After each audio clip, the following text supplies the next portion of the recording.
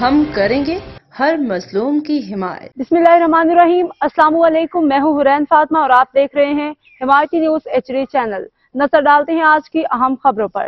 انا للہ و انا الیہ راجعون۔ اسٹیل مل کے دھرنے میں شریک مزدور سلیم خشک بن قاسم ریلوے اسٹیشن پہ دل کا دورہ پڑنے سے شہید۔ ابھی موصول ہونے والی افسوسناک اطلاعات کے مطابق Pakistan steel mills KPDN department سے وابستہ محنت کش سلیم خشک صاحب بن قاسم ریلوے اسٹیشن پہ مزدور کے ساتھ جاری جدوجہد میں شریک تھے کہ دوران احتجاج انہیں دل کا شدید دورہ پڑا۔ فوری طبی امداد عملنے کے باعث وہ موقع پہ ہی جام شہادت نوش کر گئے۔ مرحوم سلیم خشک مزدور تحریک کا ایک پرعزم اور مستقل مزاج کارکن تھے جو ہمیشہ مزدوروں کے حقوق کی صف اول میں نظر آتے تھے۔